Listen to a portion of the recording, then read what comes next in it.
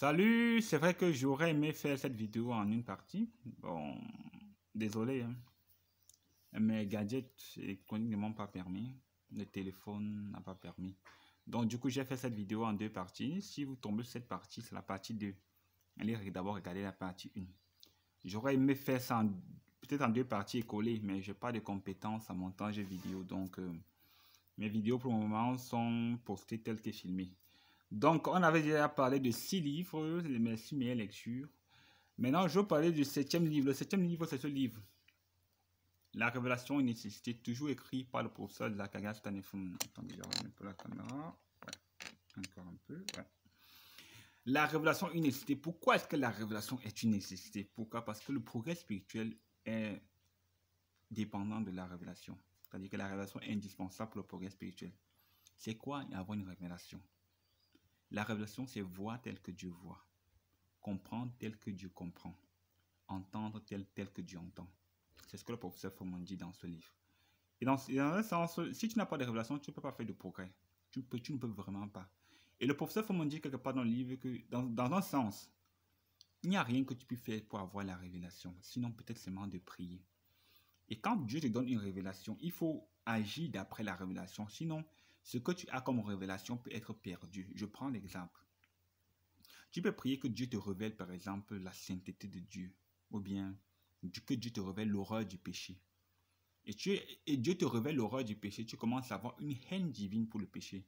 Mais avec le temps, si tu ne protèges pas cette révélation que Dieu t'a donnée, avec le temps, tu peux te rendre compte que tu as perdu ta sensibilité. Tu commences à tolérer certains péchés et tu redeviens comme avant. Dans ce livre, par exemple, il nous prend l'exemple des pèlerins d'Emmaüs qui ont marché avec Jésus. Ils ne savaient pas que c'était Jésus jusqu'à ce que Jésus rompe le pain et qu'il disparaisse devant eux. Donc, dans un sens, il dit que la révélation, c'est que si Dieu n'ouvre pas tes yeux pour voir les choses telles que lui voit, tu n'auras pas de révélation.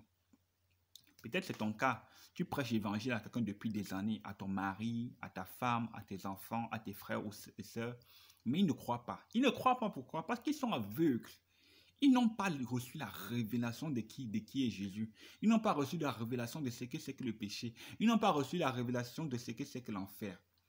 S'il te plaît, lis ce livre pour apprendre ce que c'est que la révélation, pour savoir même comment prier pour les gens à qui tu prêches l'évangile. Un tout petit livre, mais un livre exceptionnel que je vous recommande. Maintenant, en 8e position, c'est le livre-ci. S'il n'y a qu'un seul livre, parmi tous ces livres que vous devez lire, c'est ce livre. Le secret du repos spirituel, écrit par le professeur de la Stanifun. Ouais, c'est ça. Dans ce livre, en fait, de 39 différentes manières, le professeur Fomon nous montre ce que c'est que le repos spirituel. Mais il y a une citation que j'aime plus dans ce livre, c'est « Ton plus grand besoin, c'est Dieu. Cherche-le, trouve-le, sois rempli de sa plénitude. Tu seras alors au repos en lui et chacun de tes désirs sera alors satisfait. » Et il dit que quoi? Il dit que le secret du repos spirituel, c'est que Dieu initie et toi, tu suis. En fait, en lisant ce livre, je me suis rendu compte que Isaac, puisque le livre est basé sur Isaac, Isaac a une vie relativement facile parce que c'est comme si il priait et Dieu lui dit, mets ton pied ici, mets ton pied là-bas, il met. Même dans le choix de son épouse, il était au repos, il méditait. La Bible dit que quand Rebecca est venue, Isaac était dans le champ, il méditait. Même dans le choix de son épouse, il a laissé la responsabilité à son père. Pour quelque chose de si délicat qu'une épouse, il était au repos. Ce livre est vraiment exceptionnel. Je le lis au moins une fois par an. C'est vrai que c'est mon livre préféré. C'est-à-dire que toute ma bibliothèque peut brûler, sauf ce livre. Mais ce n'est pas comme ça. Ce n'est pas qu'un livre que je lis tout le temps. Parce que c'est mon livre préféré. Je prends du temps pour le lire. Je prends du temps vraiment pour savourer chaque phrase. Je vous recommande ce livre. On a une vidéo particulière dessus sur cette chaîne Booktube. Je vais l'épingler là dans la barre de description pour que vous allez lire si jamais vous regardez, si jamais vous avez besoin d'apprendre plus amplement sur ce livre. Maintenant, le 9e livre. Le professeur Fomon a écrit, il est dit que depuis que le monde existe, donc depuis Adam et Ève jusqu'à présent, il n'y a aucun homme qui a enseigné sur la prière comme le professeur Fomon. Aucun homme qui écrit sur la prière comme le professeur Fomon. Je pense, parmi tous les livres du professeur Fomon déjà produits sur la prière. Je les ai lus tous. C'est vrai qu'il y a de nouveaux livres qui sont produits. Mais on compte environ 37 livres qu'il a déjà produits selon les comptes qu'on a dans la bibliothèque. Parmi tous les 37 livres, pour moi, voici le livre que chaque être humain sur la terre devrait lire. Le chemin de la prière victorieuse. Pourquoi? Parce que quand on lit ce livre, on se rend compte que tous les autres livres qu'il écrit, c'est comme les chapitres de ce livre que Dieu l'a conduit à détailler plus profondément. Donc, s'il n'y a qu'un seul livre sur la prière que chaque être humain sur la planète Terre devrait lire, du professeur Fomon, c'est ce livre-ci. Et pour moi, ça a changé ma conception pour le sujet de la prière. J'ai beaucoup aimé. C'est-à-dire que de manière paronamique, il nous enseigne sur beaucoup de choses sur la prière, en fait. Maintenant, si tu veux approfondir, il enseigne dans notre livre de manière approfondie par rapport. J'ai beaucoup aimé. Et surtout qu'à la fin, il nous montre, il y a beaucoup de bulletins de prière qui nous montrent comment prier. Si jamais tu ne connais pas comment prier, je te recommande le livre Le chemin de la prière victorieuse. Maintenant, ça c'est mon dernier livre, le premier livre de cette série. Donc, en 2021, c'est mon livre que j'ai aimé, c'est-à-dire que j'ai tellement aimé ce livre. J'ai fait une vidéo par rapport sur la chaîne de mon ami Jojo, Lire avec Jojo. En fait, comprenez bien la différence. S'il n'y a qu'un seul livre sur la planète Terre que chaque être humain devrait lire concernant la prière, c'est ce livre. S'il n'y a qu'un seul livre du professeur Fomon que chaque être humain devrait lire, c'est ce livre. J'espère qu'on se comprend. C'est-à-dire que s'il n'y a qu'un seul livre pour moi, Swapnik Landel, que chaque être humain devrait lire du professeur Fomon, c'est ce livre. Mais concernant la prière, s'il n'y a qu'un seul livre que chaque être humain devrait lire sur la planète Terre, du professeur Fomon, c'est ce livre, parce qu'il résume tous ces autres livres. Maintenant, pour moi, le meilleur livre que le professeur Fomon a écrit sur la prière que j'ai lu jusqu'ici, c'est ce livre. Learning to importune in prayer. Apprendre l'importunité dans la prière. Dans ce livre, le professeur Fomon dit une chose. Il dit que ton plus grand regret quand tu seras au ciel sera que tu n'auras pas demandé assez. Il nous montre dans ce livre que au début, il voulait donner 1 milliard à Dieu. Mais il s'est rendu compte que 1 milliard est trop petit. Il dit qu'il va donner 10 milliards à Dieu. Il dit que dans ce livre, on raconte l'histoire d'un monsieur qui est allé au ciel. Quand il est allé au ciel, il a trouvé les paquets dans sa maison. On demande que les paquets là, c'est quoi? On dit que les paquets là, en fait, ce sont les choses qu'on attendait sur terre que tu demandes par la prière, mais tu n'as pas demandé.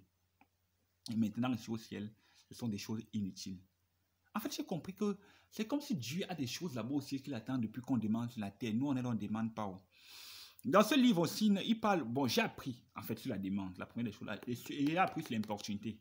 Prenons l'exemple de Moïse. Quand les enfants d'Israël ont péché, il est parti sur la montagne, il a intercédé pendant 40 jours et 40 nuits. Le professeur Fomon dit ceci. Le premier jour, Moïse a intercédé la première minute, Dieu n'a pas agi. Il a intercédé la première heure du premier jour, Dieu n'a pas agi. Il a intercédé 24 heures, pendant 24 heures le premier jour, Dieu n'a pas agi. Il a intercédé jusqu'au 39e jour, 24 heures sur 24, Dieu n'a pas agi. Il a intercédé même jusqu'au 40e jour, Dieu n'a pas agi.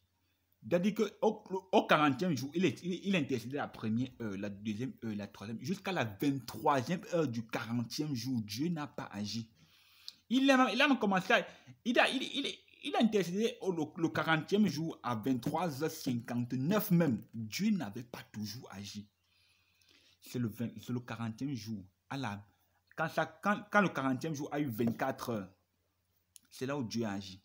Quand tu lis ce livre, tu te rends compte que si Moïse s'était arrêté à intercéder au 16e jour, à la 23e heure par exemple, est-ce que Dieu aurait agi? Et le professeur Fomon dit dans ce livre que Dieu n'a pas l'intention de dire non à tes requêtes. Dieu n'a pas l'intention de te refuser ce que tu demandes. Si Dieu ne t'a pas donné ce que tu as demandé, c'est parce que tu n'as pas assez prié. Ou bien c'est parce que tu as abandonné avant que l'exaucement ne soit là. Vraiment d'une nouvelle manière. Oui, d'une nouvelle manière. J'ai appris de ce livre la nécessité de persévérer dans la prière. Je ne sais pas pourquoi tu as prié depuis. Je ne sais pas, peut-être tes enfants sont non-croyants. Plus tu pries, plus ils deviennent pires. Ton mari est non-croyant. Plus tu pries, plus il devient pire. Je ne sais pas pourquoi tu pries. Mais plus tu pries la situation, c'est comme si Dieu avait fermé ses oreilles. Je t'invite à continuer de prier. Peut-être tu es seulement au 16e jour, ou à la 23e heure du 16e jour. J'ai beaucoup été encouragé par ce livre. Vraiment, c'est un livre exceptionnel. J'ai partagé sur ça sur ma page Facebook, sur mon compte Instagram, sur mes statuts WhatsApp. Tous ceux qui ont lu les extraits que j'ai postés ont eu envie de lire ce livre. Je vous recommande fortement ce livre. Vous pouvez trouver, j'en parle amplement dans une autre vidéo sur la chaîne Booktube de mon ami Lire avec Jojo. Et vous pouvez aussi trouver un résumé sur ma page Facebook, les lectures de Nick. Learning to Important in Prayer, un livre exceptionnel. Bon, c'était ça, mes 10 meilleures lectures. Désolé d'avoir fait ça en 2 parties, parce que bon, pour certaines contraintes. J'espère que vous allez voir les 2 parties. En attendant la semaine prochaine pour une prochaine vidéo, parce que cette vidéo, je la filme le 1er février. En principe, je devais faire 2 vidéos par mois, donc je ne sais pas encore. Je vais essayer de me rattraper ce mois pour voir si je peux faire 3 vidéos pour compenser la vidéo manquée de janvier. Bon, merci de m'avoir écouté jusqu'ici. En attendant la semaine prochaine pour notre prochaine vidéo. Que vos lectures soient belles et révolutionnaires. Et surtout, que le Seigneur vous bénisse. N'hésitez pas à passer à la bibliothèque pour la conquête du monde si vous êtes si jamais vous venez à Bertois, au Cameroun. Ou bien vous pouvez nous contacter sur WhatsApp si vous avez des questions par rapport à la lecture de la littérature chrétienne, ou bien si vous avez besoin d'un suivi. Dernièrement, à cause de la dernière vidéo, quelqu'un m'a contacté, une soeur depuis la France, avec qui nous sommes en train de travailler par rapport à sa vie de lecture. Et j'espère que, bon, on s'est mis sur un programme d'essai de 3 mois, ensuite 6 mois, 1 an. On verra ce que ça va produire. Bon, on a beaucoup parlé, la vidéo était longue. À la prochaine et que le Seigneur nous bénisse. Merci, bye bye.